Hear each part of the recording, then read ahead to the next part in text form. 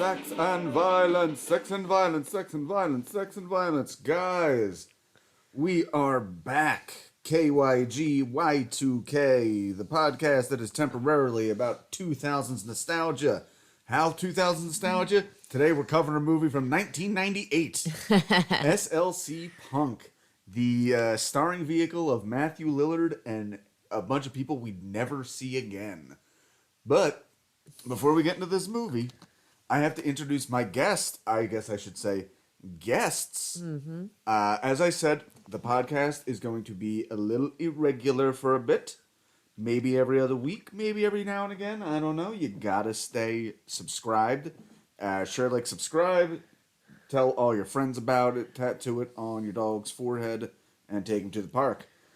Because, well, my guests today are my lovely wife, Perri Lerner. How you doing, baby? Hello, I'm doing all right. A little tired. Why? Yeah, I don't know why you're so tired. You've been really lazy lately. I don't know why you've been so tired. Oh yeah, you popped out our child. Yes, week I did. And a day ago today. Do we want to say her name? Damn. No. That's your call. I'll do the version I've been telling in a joke. Welcome to the podcast, my daughter, my firstborn, the love of my life, and the apple of my eye, and the fruit of my looms. Loins. I know. Oh. I told you I'm tired. Yeah. We're going to give her the name Violet Riot. I'm in. Violet Riot, this is your first podcast at 8 days old. Now, don't say anything too controversial. We don't want you canceled. She's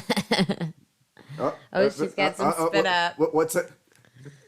Violet, no, they do not all look alike. God, what are you talking about? Oh, my God. So quickly.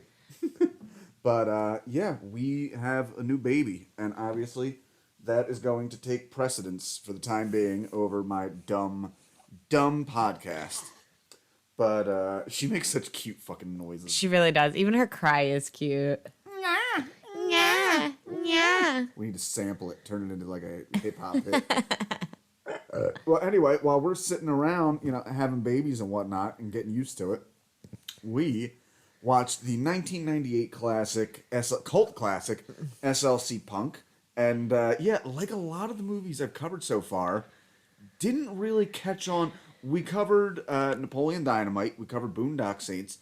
The 2000s in particular is a huge era for, like, only caught on VHS. Interesting. Because you would have earlier films like Rocky Horror or Eraserhead. They would catch on in, like, the art showings, the midnight showings. But these movies, Van Wilder, Harold and Kumar, everybody saw that movie. Nobody saw it in the fucking theaters. Mm-hmm. And it was just that VHS because, you'd wander into your local video store. True, right. And your video store guys were they were knowledgeable entertainment shamans. So they knew if you'd go in and you'd be like, hey, do you have any weed? No. Can you recommend me a good movie then? They'd like, oh, you got to check this movie out, SLC Punk. And you go like, oh, that's Shaggy from Scooby-Doo on the cover. Or, oh yeah, he was in Scream. Why don't I check? Wait, Matthew Lillard was in Scream. Yeah. Right? Him and Skeet Ulrich look so... Well, Skeet Ulrich is like the handsome version. He looks like Johnny Depp. Who looks like Johnny Depp? Skeet Ulrich. I could see that. I remember early seasons of South Park, for no reasons whatsoever, Satan and Saddam Hussein had a photo of Skeet Ulrich above their marital bed. Well, yeah. Well, Matthew Lillard in Scream is the one who says, you gotta die. Those are the rules. Yeah. Well, if I recall correctly, he's also like, I'll be right back. Yeah. Yeah, but, so yeah, no, this movie is awesome, and we watched it recently, so let's talk about it. Mm-hmm. What memories do you have of this movie? Well, you know what? Let me get a little bit into just the basic premise. Sure. It is Salt Lake City, SLC, in 1985, and this movie is going to be following the punk exploits of Steve-O, one of the first Steve-Os of the era. True. I don't know what the fuck it is. We had Steve-O from Jackass. We had Steve-O 32, the drummer from Sum 41. There were other Steve-Os. I can't remember any right now. I'm not sure. Yeah. But yeah, this was a big one. Steve-O, played by Matthew Lillard, and his accomplice, Heroin Bob. Yeah, they are living a punk life in Salt Lake City. And just to take a look at a second here, this opening, I don't know if you. We need to discuss the idea of just punk houses Right. and punk flats. Now, these guys are straight up squatting. Immediately, we see there is a defaced photo of Ronald Reagan. There is a shitty record player set up on boxes. Did you ever party in any places like these? Yeah, I mean the 2000s version of The them, 2000s of versions. course. There were. That's when Which you is knew a little different. That's when you knew you had a real punk poser you were dealing with in the 2000s. If they were still like, fucking Reagan, man. Yeah, like, yeah, dude, he's right. long dead. I Don't feel like worry. that's me now, though. How so? That I'm like, fucking Reagan, man, because he's like the reason we are like where we are right Looking now. back It's just now, kind of ironic. That's right. All those original punks, the ones who didn't die of heroin overdoses, became Rolling Stones journalists and are still shitting down the throat of Ronald Reagan's memory. As they should. Yeah. But, yeah, you know, this is... But then again, when this movie's getting popular, we are in the George W. Bush era. Mm-hmm. Which, yes, very true. Which, by the way, not a punk band themselves, but obviously well within the tradition of punk ethos, particularly political punk ethos. One of the biggest criticisms I've ever heard is fuck Rage Against the Machine because those idiots broke up for the entire Bush administration. Yeah, let's fight the power of Bill Clinton's moderate liberalism. Yeah, fuck you, I won't do what you tell me. And then 6 months later, it's like, we're going to go invade the Middle East. And then Zach De La Rocha's like, nah, I want to do slam poetry now. Yeah. Fucking. And that's why we had no good music come out of that. Sure. I think the best political music to come out of the 2000s was probably System of a Down. Yeah. Like, just, well, I'm trying to think, what other ones were there? Which is funny, because isn't one of the guys like a trumper now? Yeah, the drummer's a trumper. That's a bummer. He went down the weird rabbit hole and came out the conspiracy side. But yeah, so in this squat here, you can see they've completely defaced the walls with spray paint. Usually what would happen is there would always be one punk that had like a decent credit score or a hookup. And they'd rent the apartment. Yep, or family. They'd rent, and then all their fucking scumbag friends would. I have a joke I've been doing lately about how every Batman movie is depicted as dark and gritty. And I say, I want to see a real dark and gritty Batman where he's like hooked on OxyContin and all his druggy friends are just like fucking sleeping in the Batcave. And I am particularly, there was a place called DGB, Dirty Gutter Basement, in Blackwood, New Jersey, where I played a bunch of shows. And that guy who I ran into around here, Johnny Cancer, that used to be his house. Oh, wow. Okay. And just shitty. But, yeah, what was your punk experience? Because, again, you and I, coming up in the 2000s, very different. Yeah. But, and I'm a little younger. You're a little younger than me. Mine lags on yours. But, like, honestly, like, going, like, because I was in Jersey, so a lot of it was, like, going to New Brunswick. See, you had New Brunswick as a... So, I feel like people, particularly if you're not from the era, or if you don't really follow history of emo, like, New Brunswick was huge in the Thursday, My Chemical Romance, Saves the Day. All these bands came out of the New Brunswick area, whereas, you know, I was down here in, like, the Philly scene. Fucking nobody came out of here during that time period. Yeah. So, yeah, what was it like being... Was there still a little bit of... Thursday! I almost left out. They're one of the huge ones. You said Thursday first. Oh, I meant Friday. Anyway.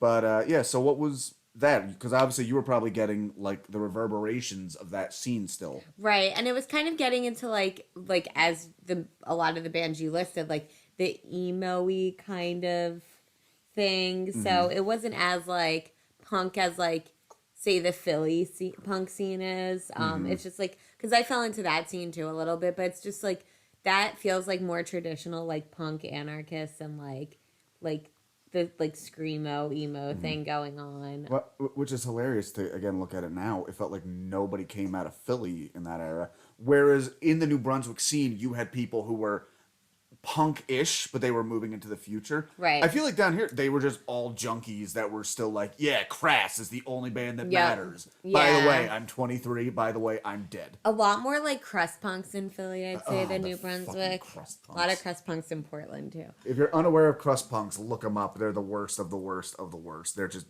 Ooh, you want to know something fucking fun? All right, well, for the listener, crust punks are basically... They're homeless for fun. But there was actually a crust punk porno website that popped up like 10 years. It's as gross as you can imagine. That is very weird. No, like, you know, a lot of basement shows, a lot of fights. But like also, I mean, obviously I didn't see like Gaslight Anthem in a basement, but I got to see Gaslight open for like bands and now they're huge and like Nice. stuff like that was pretty cool. Yeah, the closest I got to the sun in that was a show that my band was supposed to be on. It's totally not punk. A show that my band was supposed to be on got canceled when they moved the location. My band wasn't on it, but the band Matt and Kim Oh yeah. played that show. Oh, that's cool. Yeah, But you weren't on it. I wasn't on it. I was originally I was supposed to be on the same bill with them, and then the show got canceled. And because I'm a metalhead kid, I said, "Fuck this! I'm going on my family vacation." Oh my god, that's funny. So, let's talk a little bit more about. Yep, that's our baby. She's like so crinkled. So Heroin Bob, the nickname is ironic because Bob has a crippling fear of noodles. No. That changes the story. Overdosed on rigatoni, man. I ain't going back. Has a fear of needles and believes that any drug, with the exception of alcohol and cigarettes, is inherently dangerous. We actually get a rant he goes on here about acid. We can listen to a little bit of this. Or not. Fuck. Well, there go all my clips. Oh, well. Wait, why aren't they working? I don't know. Huh. I'm going to figure this out real quick.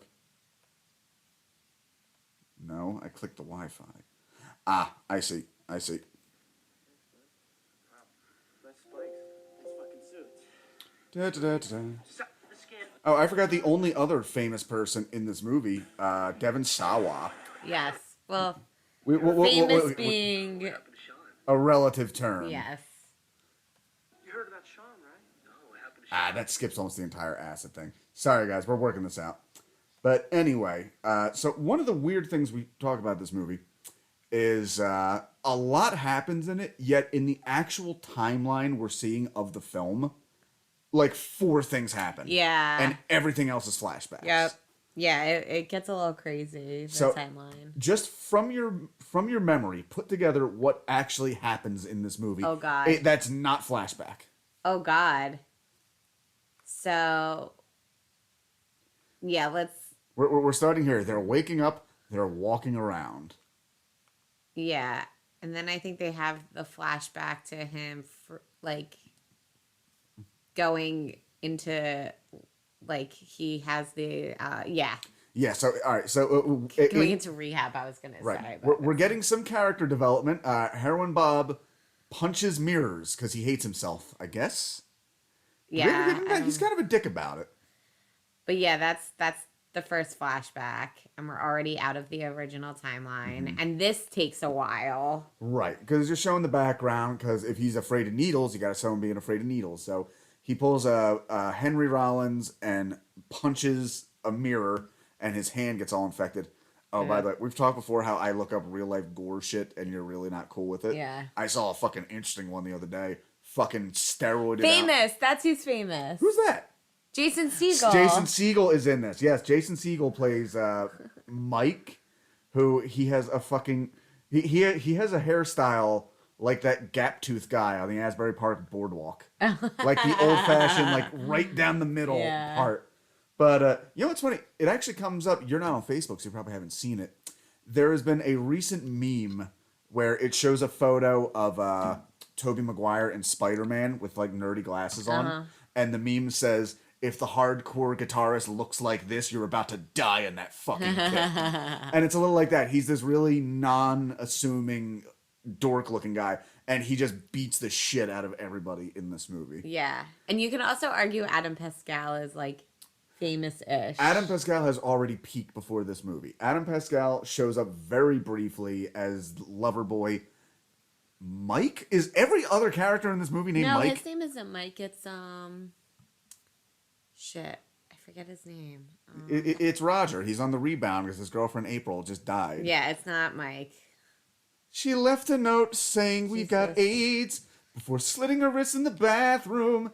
Yeah, Adam Pascal is the blonde ladies' man in this movie who really peaked a few years before when he was the original. He originated the role of Roger in the musical Rent. But I don't know if I would say he peaked because, like, way more people knew him after the movie, which came out way That's after true. this. Like, that was still, like... That's true. Kinda That was under- hysterical. I watched School Ties the other day, which came out in Eddie. 1993. Eddie, that's right.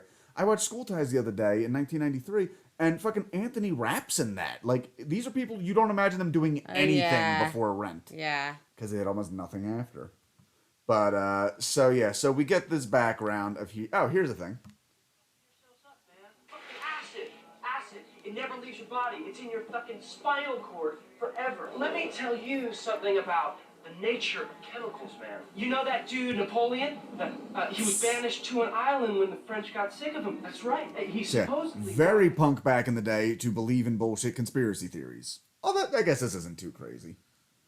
But, No, but he is really going off the rails. yes. Heroin Bob's outfit with the mohawk and the army jacket is meant to be a callback to Travis Bickle from Taxi Driver. Do you think, like acid was, like, as prevalent in the punk scene as it is in this movie? I never knew punks to be big on I was going to acid. say that, too. That'd be too chill. Okay, so we get into a little... let's discuss the tribes of this world. Now, one of the things I mentioned takes place in 1985. I don't know. But for there to be 5 mods in a scene in 1985 seems so... Actually, I remember watching this movie for the first time and being, what the fuck's a mod? Yeah. Mod being short for modern. Like, to give you an idea of how old the mod scene is, like, the fucking Who started out as a mod band. True. And, like, yeah. Well, yeah, because mod fashion in, like, the 60s was big. Right. It was, like, kind of preppy and kind of... They like their uppers. The black and white. A lot of black and white. A lot of two-tone. There was a lot of mod that evolved into the ska look. Right. True. Right. True. Twiggy was very mod. Yep. So anyway, we discuss the tribes in the film. We have the punks. They're punks. And we already lost the timeline, by the way. Yeah. Well, Because this all started with you asking me, can you put it in order? And here we are. well, we're gonna fast forward through the It's movie just as crazy, we go because I yeah. also don't want to talk about this forever. But like so far in the actual timeline of the film, we have seen them wake up. We have seen a flashback of Mike hurting his hand and being afraid of needles. We see a brief thing, Bob. We see a brief thing of him being like, "Yeah, all drugs are bad. Acid's bad for you." We're flashing back from that flashback to Devon Sawa selling acid to Frank the Bunny from Donnie Darko, who was a mod. Yep. But the mods, they wear suits and ties and ride scooters. Generally the rivals of the punks, but the character John the Mod, again Frank the Bunny, acts as a diplomat. There are also rednecks. We don't meet any redneck characters. They're all just rednecks. Right. There's not like anybody's buddies in the film. No, they're like side people for them to interact with, I'd say. Right. Like in the like liquor store and stuff. And by the same token, in more of the punkish area, we have the neo-Nazis. We only see 3 of them the whole movie. We have the heavy metal guys. We only see them in the thing. And then we see the New Wavers, who is one of them. In your punk ecosystem, what were the subgroups that you noticed? Because I will give you mine, in that we had the punks, we had the metal guys. I was one of 4 metal guys. Yeah. Well, actually, there was more metal guys, but they listened to Slipknot and shit, whereas we listened to, like, Slayer, stuff like that. Obviously, the hip-hop kids, the Wiggers. Aren't you not supposed to say that? I'm going to tell that story. All right, so I was hanging out at a comedy show I was booked at, booked by Malachi Ayers and Aaron Bell. Look them up. They're hilarious guys. And we were just discussing, in case Aaron's not as obvious, but like 2 black gentlemen. and we were discussing a different comedian's use of the word, let's just say the W word for the sake of this. And both these guys were like, yeah, it's kind of fucked up they say that. And then I added, like, I gotta be honest, it's hard for me to not say that word. And they're both like, dude, really? Like, no, you have to understand, these guys were like the villains of my youth. These guys sucked. They were assholes. And the thing is, they wanted to be called thugs. Oh, God. I am not playing in God. to the... Fuck you, Brandon, and your giant white t-shirt you just put on. Oh, my Your God. dad's a fucking accountant. Get the fuck out of here with you. Oh, you want to be called Turk? Fuck God. you. So you wanted to call... so it's that, unfortunately, the thing where obviously the word wigger, it comes from white N-word. So... But it just... it's so its own thing, and it's so hard for me to let go of that word. Right, but you probably should. Yeah. If two black people told you to get rid of it, you know. But if I argue successfully... No. Yeah, I know. What else am I going to... Could I call them wubbers? I don't know what the... I don't know what the... So there were the hip-hop guys, I guess. 'Cause I can't even call them that, because they affected the whole... There was nobody who was just into hip-hop. They were, like, dressing the part. And then there were, like, the dorks. And the dorks were kind of mixed in with, like, the metal and the emo and the punk. And I think that was about everybody. Who were you guys? The Nazi contingent, there were, like, 2 of them. And nobody liked them. Go figure. See, and we didn't have, like, a lot of, like, punk kids in my high school, per se. Because, again, like, that was when it was getting more into the emo phase. It was, like, me and Emily were, like, well... You know, my friend from Shout out high Emily, school, friend of the cast. which you know her, and we were listening to like, and our friend Melissa were listening to like the most punk music, like in our group. Like, and Emily is very far from looking like a punk. Yes. But yeah, I would say there was like emo kids, like again the hip hop kids. Everyone was a stoner. It felt like every subgroup were stoners. Like there was no like stoner group. Right. Trying to think what else. I forget what comedian it was, but they did make the point that like if you are still prejudiced or racist, all that tells me is you did not do enough drugs. Like that is how you become an enlightened, tolerant person. You do drugs with people because interesting. They all have it in common. Yeah, it is true. But, I mean, there wasn't even, like, the jocks, because, like, all the jocks kind of, like, were in their own groups. Yeah, they like, had their didn't all own hang thing. out. They didn't all hang out with each other. It was very odd. The jocks weren't really dickheads in my school. No, same. That's what I mean. They all, like, were kind of, like, on their own. Yeah. Like I'm sure some of the football players were friends, but for the most part, like, again, they had their own subgroup that they were falling in with. But, yeah, they were like, I don't know, the artsy kids. Mm-hmm. Like, I was in the drama kids, too. You know? Yeah, the drama kids, it's so weird Band looking back geeks. how so much of, like, your social standing is based on what music you listen to. Yeah. Or, like, what activities you do. That, too. Yeah. None of my friends listen to music I like. Yeah. Well, and I told you the weird thing with being in the drama kids is, like, You're how all I sluts. got... Well, yeah. Oh. That's how I got exposed to Dream Theater. That's right. And didn't know that. Fucking prog rock working its way in. Yeah, so... All right, so we see another flashback of Steve-O rebelling against his father, Christopher McDonald, who clearly they hired him and he worked 2 days on this entire film, but makes a great impact. Let's hear a little bit of Steve-O's rant. Most of this movie is told through Steve-O's rants. Yeah. You do I got. 4, he moved from New York City, the mecca and hub of the cultural world, to Utah. Nowhere to change nothing, more to perpetuate this cycle of money, greed, fascism, and triviality. I mean, your movement of the people, by the people, and for the people. So yeah, basically aggravated. His parents were, you know, baby boomer hippies who have since sold out, or as Christopher McDonald, his father tells him, Bought in. That's right. You don't sell out, you buy in. So yeah, Steve-O's all pissed off. In such an interesting mohawk bald cap. Yeah, it is really an odd choice. Which is funny because like it looks good on the one side, and then when he turns his head, you can like really see the seam. And it's funny because the hair color is the same. Right, it's still blue, but I makes sense. You want to show he was younger. Yeah, it's just funny because it's like, was anyone really keeping their hair that color, like the same color for like 4 years? Oh yeah, no. If 'Cause you figure if you were he's dyeing your hair, 18. you didn't keep it blue. Exactly. The whole So he's time. 18 and here he's like at least 21 because he graduated college. Mm-hmm. So again, this movie is very hard to keep track of because Here we are again. it's all over the place. Flashback and rant. And we're only 20 minutes in and we've had like 8 flashbacks. Yes. Oh no. The remote's not working. Oh no. Oh no. Going, I think no. I got it. Okay. Oh, that was further than I wanted to go. Yeah. So I yeah, figured. he goes on a whole rant about posers here, which Or Canada. You gotta look at me. You gotta say, hey, buddy, why are you so mad? I'll tell you. Because for all the flying that went over the English bands in the SLC. oh yeah, they talk about the English, English, versus yeah. the American punks. Which, by the way, Americans invented punks. Invented punk. Invented punk. The British punk was all. I said this before that British people have never had any integrity about their music across the board. Like, oh, here's the latest pop star that was manufactured in a tube. I mean, we were.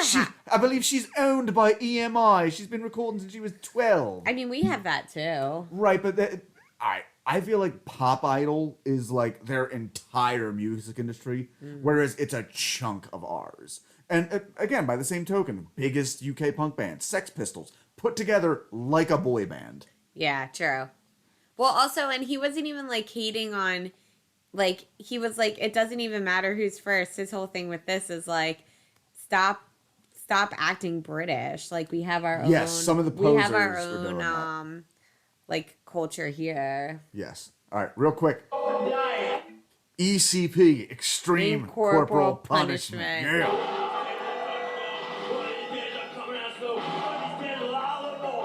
He looks ridiculous singing this. Yes. Too bloody violent. Too bleed violent. So, I looked that band up. They are called the $8 Experiment. Okay. Guess where they're actually from? Not England. Not England. Try a little more. Canada. Denver. Oh, okay. Yeah, they just hired this Denver band to come in and pretend to be British. That's funny. So, we see, this will become important, the love lives of our two main characters, Steve-O and Heroin Bob. Steve-O is involved with a girl named Sandy. Sandy. I like Sandy. I like Sandy. So yeah, Sandy's just a punk chick. They're all into anarchy or whatever. And they apply that to their, I don't know, I guess, I feel like I see this a lot with like people our age now who are polyamorous because they think it's the only ethical way to really navigate like the jealousy aspect of romance. Right. It's like, well, I love you, but that means I also want, but I don't want to control you, baby. So let's be ethically poly. It's so fucking dumb. But they have that here. They are anarchically poly because they don't want to acknowledge any of that shit. I don't know. What do you think of their arrangement? Did you ever have an arrangement like that? No. No. Yeah, same. No, it was like either like we're just hookup buddies or we're in a relationship. Exactly. There yes. The hookup, my own personal thing. If you're my hookup buddy, I am either not 100% attracted to you or I really don't respect you. Yeah. I mean, that's me. I know that's your thing. Yeah. For me, I can't hook up with someone who I'm not attracted to. I can be a little attracted. Well, also it's like you're a guy, so it's a little different. Exactly. Yes, I am commanded by my DNA to spread my seed. I say. You better not. As I hold my little potted plant here, little Violet Riot. No. What? No, they do not. They do not control the media. Violet, you're one of them, for God's sake. Oh my God.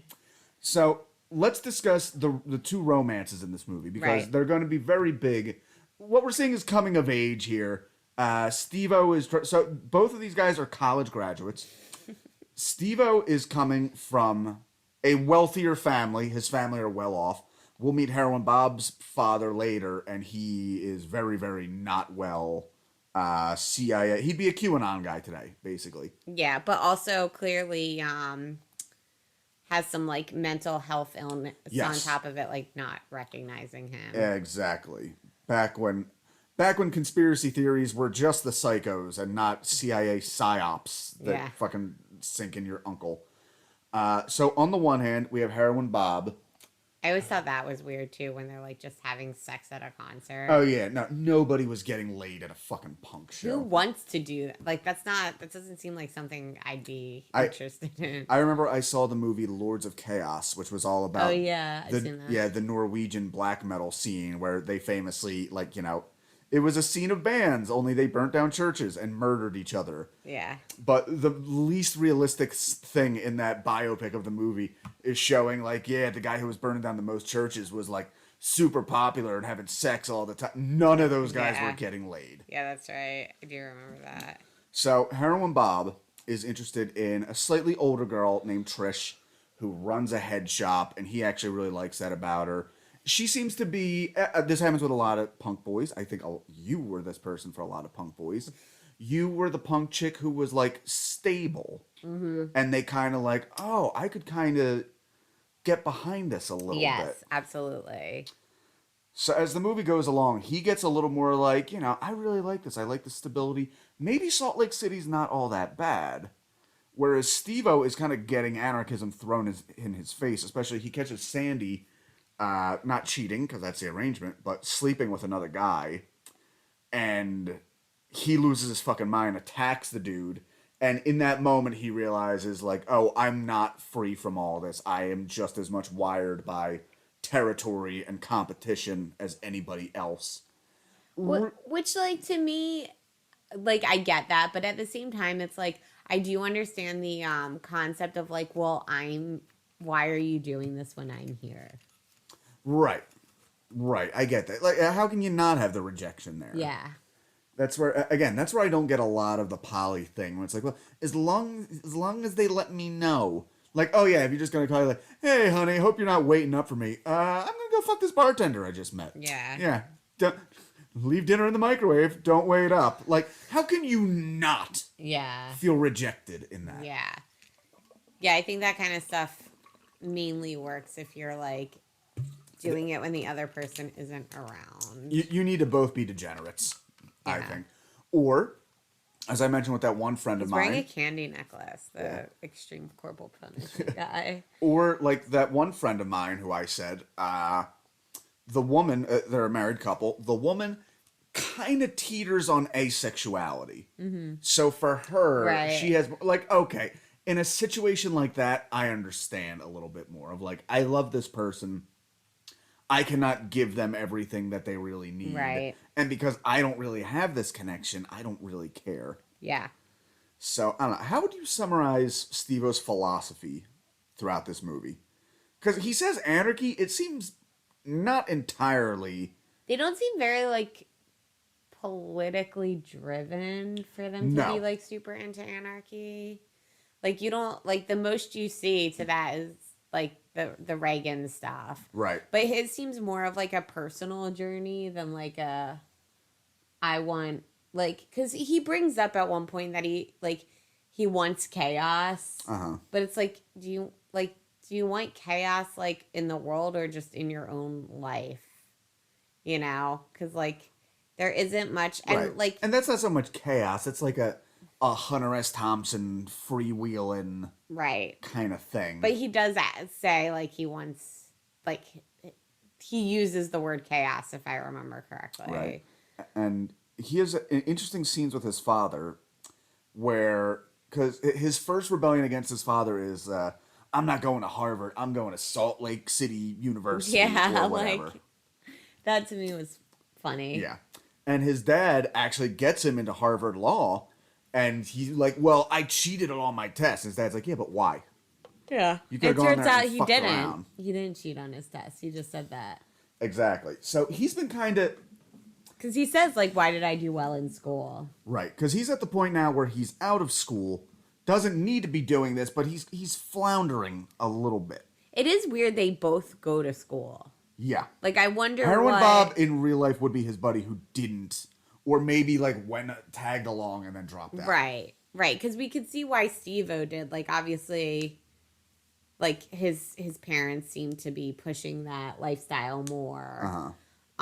But we also talk about how weird it is that like he had the opportunity to leave Salt Lake, go to a more liberal area. Why wouldn't you go to fucking New York, bro? Or even go to Harvard and like you're still going to school, like just go to Harvard and like, you know, actually be around more liberal minded people. Yeah. And the realistic answer to that, I wonder if it would be in like a deleted scene somewhere in an earlier draft of the script. I could see him not wanting to leave Bob behind because Bob would not have had I could see that too. that same option. Because, I mean, not that I was ever going to go to real college because I didn't know what it was, but a big part of that for me was like, I don't want to leave my boys, my band behind. But even when Bob's like, I want to leave.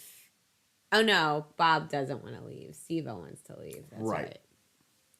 Yeah, it's just like a weird dynamic. And that also like, oh, I hate my hometown, but they're doing nothing to change it. Right. They're being their own little storm in a teacup. Right. But even here where we see them, so in the movie, there's a lot of fat in the movie that, much like Clerks, which is a similar film of the time, are entertaining scenes, but scenes that don't need to happen. Right. Like characters right at the way. We have Eddie, the lover boy. We have Mark, the random German drug dealer guy. They have no impact on the plot. Yeah. Zero, none whatsoever. And they both leave the story, and it doesn't matter. And we get this cool little vignette, which again doesn't mean anything, where they have to drive to Wisconsin to get good beer. And there, they like flip out the locals a little bit and confront them on their wrong ways. That's where the rednecks are. Right. But that's really it. Like, this movie could easily exist without any of these scenes happening. Yes. So, yeah, so that's where we are, where Steve-O is getting more... This is in the actual timeline, right? Yes. There's just a few parties in here.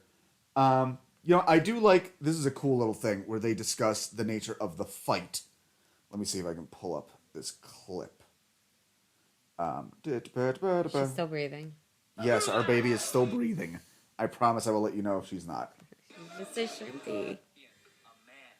He is alone in the universe. A punker. Still a man. He's alone in the universe. But he connects. How? They hit each other. Ooh.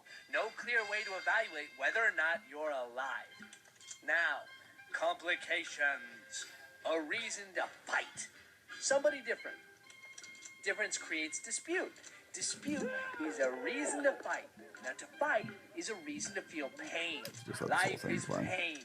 So to fight with reason is to be alive. With reason? Final analysis.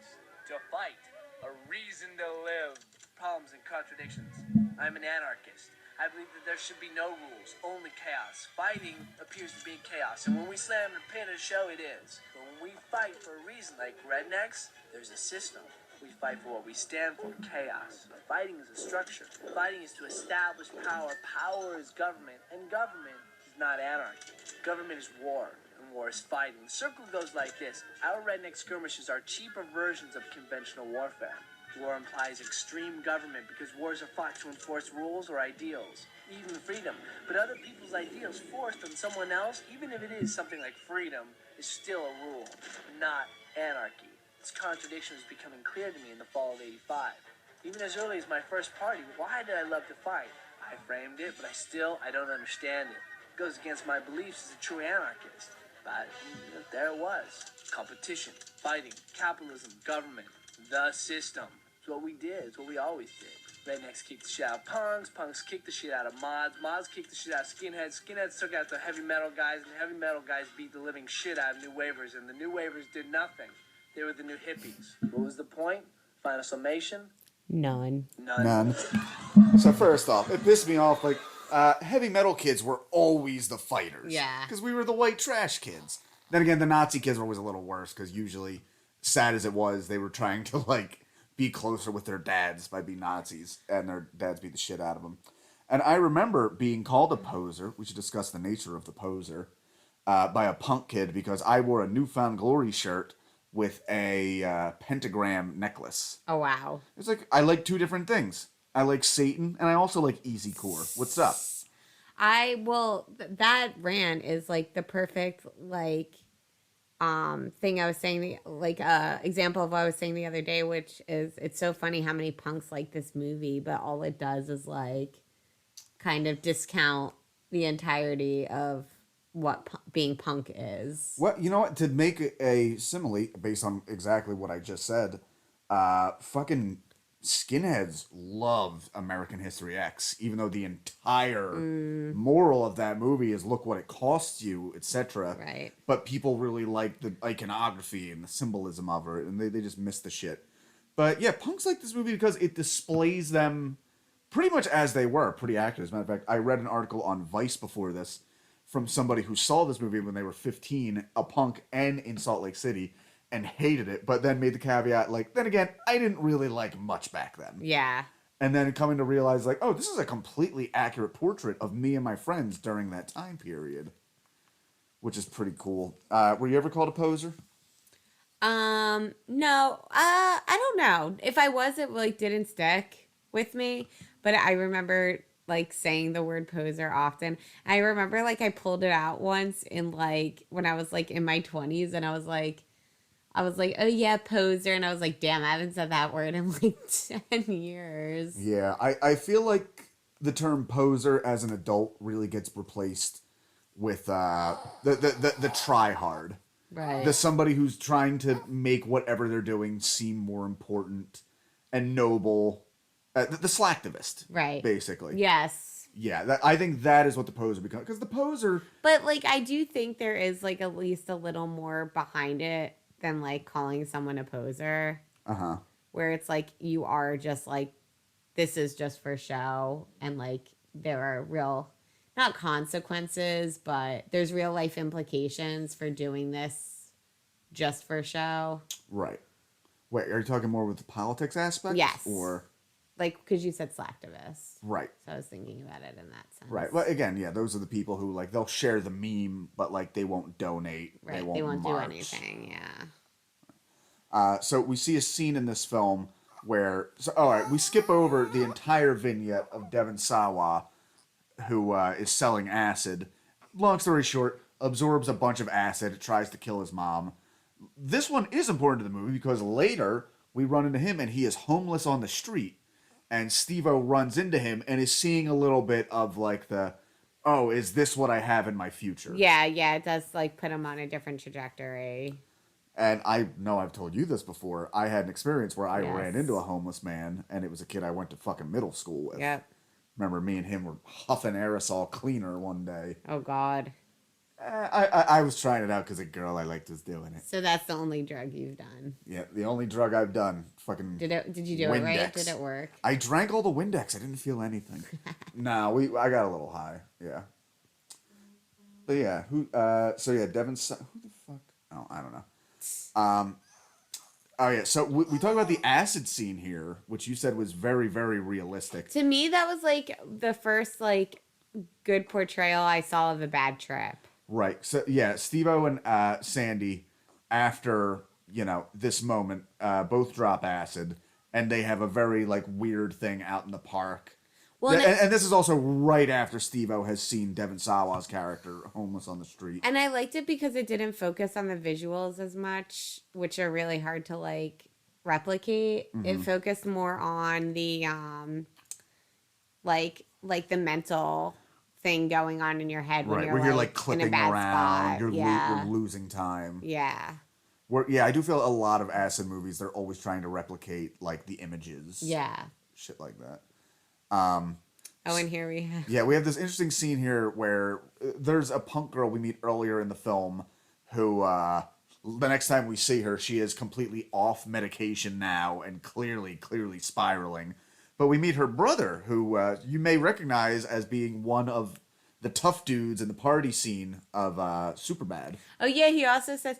Do you want some Coke? And Michael Cera's like, no. And he's like, yeah. But we have a bit of a philosophical thing here because the character he plays, Chris, used to be a punk, and like happens with a lot of these people. I think it was a metalhead, actually. Really? Well, I think they said that. Yeah. Either way, he has reached the new evolution where if you don't go straight, a lot of these punk guys become kind of these hippy-dippy shamanistic dudes. Yeah. And they have this whole argument back and forth of, chaos versus structure. This is what I don't get about anarchism, is I think the whole thing with anarchism is, like, destroy the hierarchy. But then again, I do think that ignores very natural occurring hierarchies that happen due to, lack of resources, sexual competition, like in this movie. And maybe they're okay with it. I don't know. I don't get it. It's never made perfect sense to me. I think people are dumb fucking animals who can't be trusted to, who are barely held together by society and hierarchies. There's some weird creepiness with him and his sisters, too. Yeah, he has two very mentally unstable sisters just Well, and whirling clearly around. he is mentally unstable. Yeah. But yeah, he's like, oh, isn't she beautiful off her meds? It's Yeah. Like, There's a scene coming up where Steve-O... Oh, yeah, so he catches Sandy with somebody else, freaks the fuck out. And then in, like, the next scene, by the way, I'm pretty sure that's the director. Who's going to summon the devil as a way of proving that God doesn't exist. Makes sense. I understand the drug logic of that. So yeah, we're back at the flat, and Bob gives kind of a, like, Salt Lake's kind of home, even if it sucks and all. And Matthew Lillard improvised a lot of the scene here. oh, I didn't realize that. Yeah, like, you gotta see, he's gonna, like, grip him up by the scruff of his neck, which I always thought was, like, very... Which I find, it actually shows, it's a dominance thing. It actually flows very well from the previous scene where he admits, like, I am a part of nature, he came in on my territory, etc. Yeah. Like, yeah, that is definitely... And I've been in that position. We've been talking lately. A former, very close friend of mine has been trying to get back into my life. And that was part of our relationship during bad points where I needed to kind of, like, fucking smack him into subservience of just, like, dude, we're buddies, but as soon as you pull something goofy like this, like, get your fucking head in gear. But at least that was for, like, his own...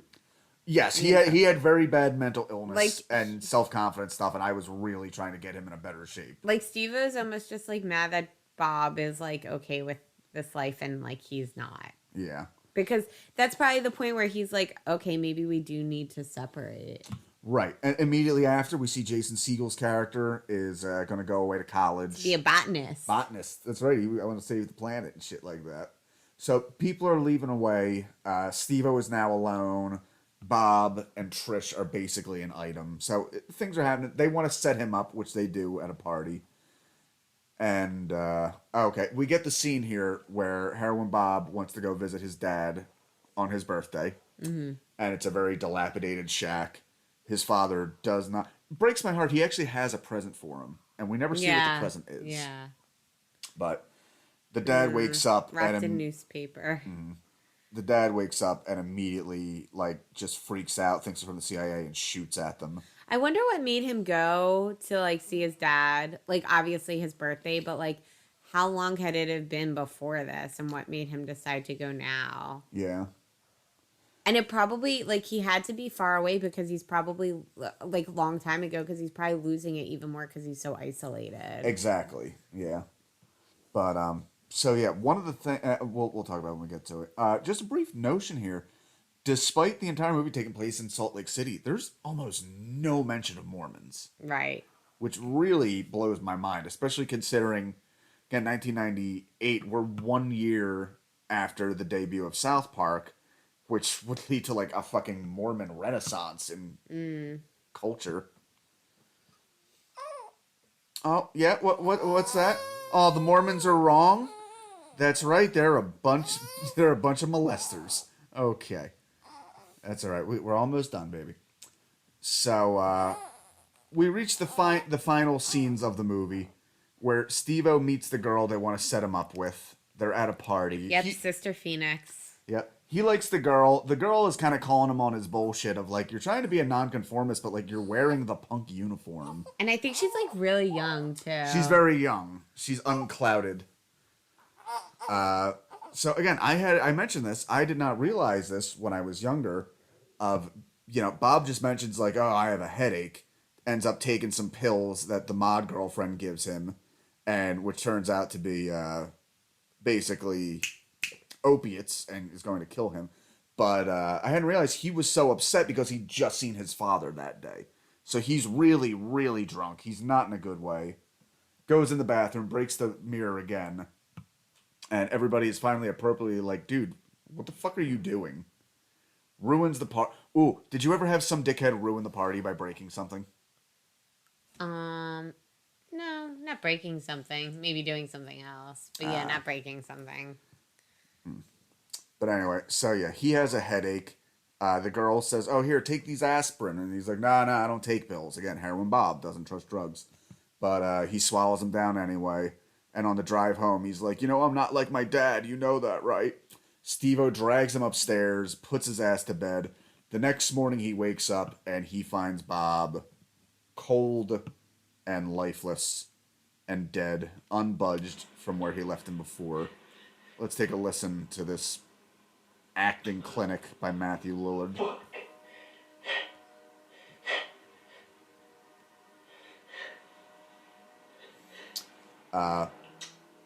After reading up, this death scene was shot in one take. There was no second take.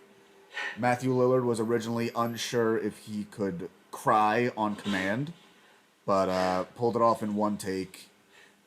One thing I'm noticing, we noticed this last night, and it's even more prevalent now, how everything in the scene is blue. Lit blue, yeah. Probably also to make him look more, make Bob look more, white. Right, yep, to make Bob look more white. So the entire film, obviously, Steve-O has blue hair.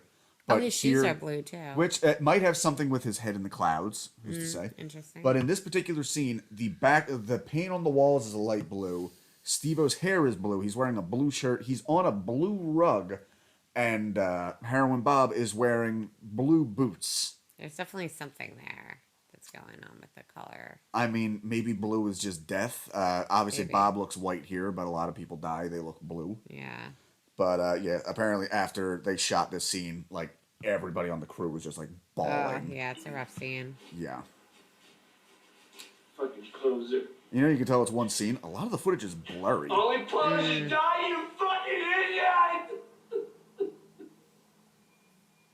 Now what are we gonna do for a friend? Now I don't have any friends! Please wake up now! Please, I'm sorry! It's been highlighted the entire film that despite having their own, we see a crowd there for the punk show, we see all the other tribes and the mob kids. He has stated repeatedly, it was just me and Bob. Just me and Bob. We were the whole scene. I feel like Bob had to die for him to Oh my god! move on with his life, though. Yeah, he has no tether I left. wasn't ready for this! And I wasn't ready for this. He's not ready to grow up. Yeah. Put him under the ground. The official cause of death? Overdose from Percodan. That's what John's girlfriend gave him for his headache. That mixed with the booze did him in. Yeah. Heroin Bob, the guy who never did any drug in They his took, life outside 5 of of beer, them. died from a narcotic overdose. Yeah. And that was it. He fell, and I went on. So yeah. So we have the little scene here at the funeral where it's Trish, it's him. Mike the Mod looking very sad, although realizing now that I think it was his girlfriend. It's John the Mod. John the Mod. I think it was his girlfriend that gave him It was. pills. Ugh, God. What was... You had to have one. What was the first punk death in your circle? Well, again, I didn't really I wasn't really super close with punk kids in general, but our first friend death in the circle was my friend Ian, who killed himself when I was 21. That was really rough. And we weren't even close anymore. Mm-hmm. But I just remember feeling there feels like a literal hole in my heart, and I just cannot imagine it being whole again. Yeah. And of course you heal, you move on, but I think part of the heartbreak with that was we always had a bit of a contentious relationship, because he had mental health issues and stuff. And I think the last time I saw him, we talked, and I was like, wow, I could actually see having an adult relationship with him now. Not him getting drunk and not knowing if he's going to try to kiss me or hit me. And it like bummed me out that I never got to like explore that part of our relationship. You never got to be like adults together. Exactly. You're still dumb kids. That sucks. That's what this tattoo is. Yeah. Right. Yeah, I remember, again, that same scene I mentioned, DGB, wasn't a guy I was close with. It was just so sad because I knew he was like a family dude. He was always posting photos with like his nephews. Yeah. But Jake Heaton, he was a singer for a band called Barbaric. Big, it's crazy. He used to be like a power lifter in high school, and then he just got like bigger and bigger. I think the dude died like before he was 26. Yeah. And it wasn't even, I think it was just booze. Yeah. I think he was like a wake up and drink booze, and he just ate a lot to the point where he was just like puffy. He's like 26 years old, and he's getting like deep vein thrombosis. Wow. And like water retention in his legs, and he just fucking died. Yeah, the thing with Ian, it was like we were all shocked, but we weren't surprised, and it was kind of like, okay, what was it? Overdose or suicide? Yeah. Like we all just kind of had a feeling of Had to be one or the other. yeah. But we see this little flashback here where we see the origins of them getting into punk, where they're dorks playing Dungeons and Dragons and listening to Rush, and then Bob comes in with a very milquetoast, not really that punk sounding record, and they change their whole lives. Again, Rush is fine. What's wrong with Rush? I don't know. Fun fact about this soundtrack.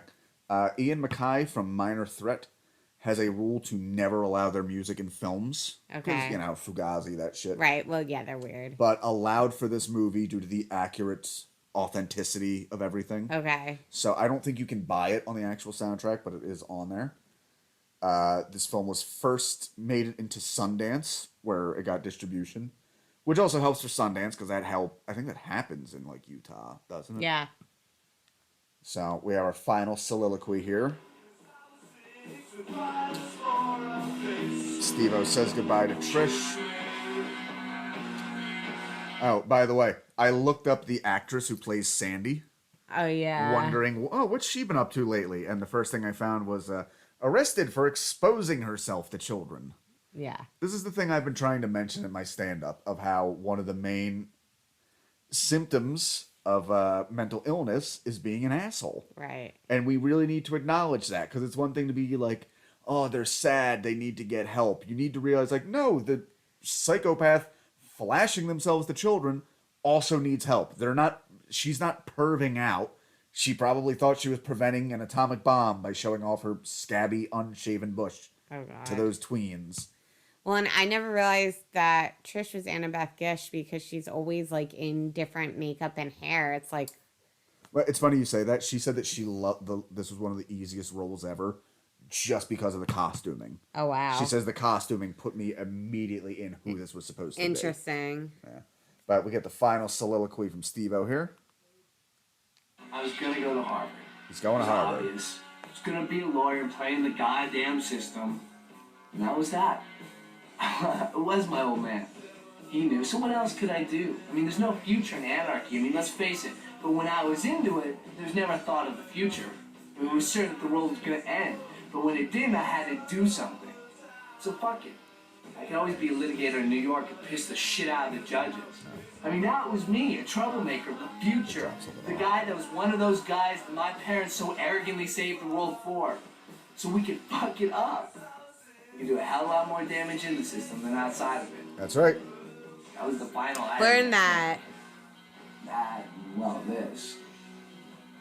Fuck you if you're already thinking it. I guess when all was said and done, I was nothing more than a goddamn trendy-ass poser. And that is the crux of the Kill Your Gods podcast. The healthiest way to be an adult is to admit you were a poser all along. I ain't no poser. So there was a sequel to this movie called God. SLC Punk 2, Punk's Not Dead, So dumb. starring Machine... When I think punk rock, I think Machine Gun Kelly. Well, now he's on like his pop punk thing. He's more punk now, that's though. right. The mom is McNally Segal. Who is she? She is related to. So she is Katie Segal's sister-in-law. Oh. Okay. She's been in a few things. She looks a lot like another actress who the actress that plays the mom in the Suicidal Tendencies, ironically in a Punk video, plays the mom in the Suicidal Tendencies Institutionalized video, Oh wow. along with Jack Nance. It looks a lot like her. But yeah, the sequel, I feel bad for the director because it was like the only way he was going to make money off of this, because I'm sure he made nothing off this.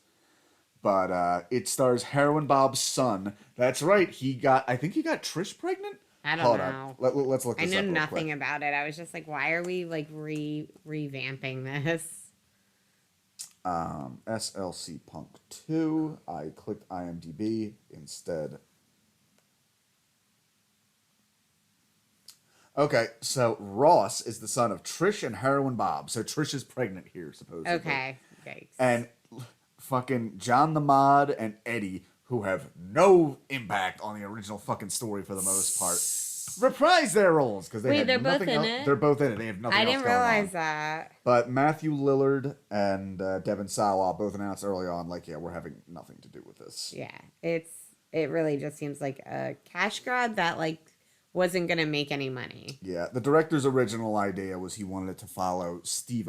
He still wanted it to be Heroin Bob's son, but Steve-O basically gets back in touch with his roots, having to get Heroin Bob's son out of trouble. But yeah, terrible movie. Don't watch it. SLC Punk, final thoughts.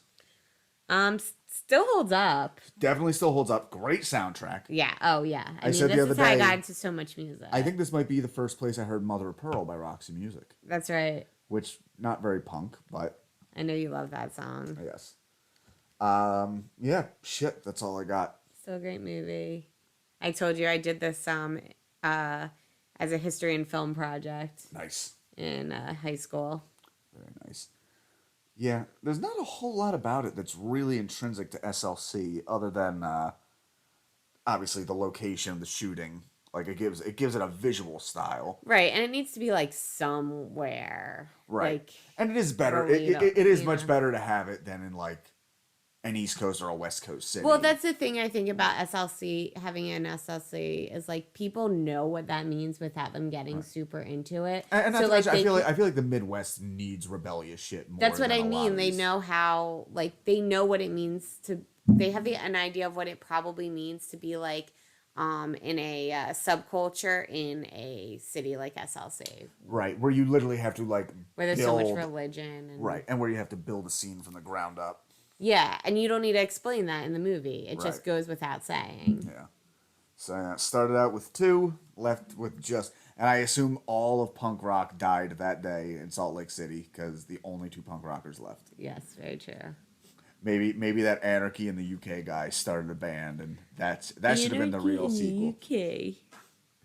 All right. I guess that's it for now. I don't have any shows because I'm being a father. July 29th, I think. Philly's Funniest at Helium Comedy Club in Philadelphia.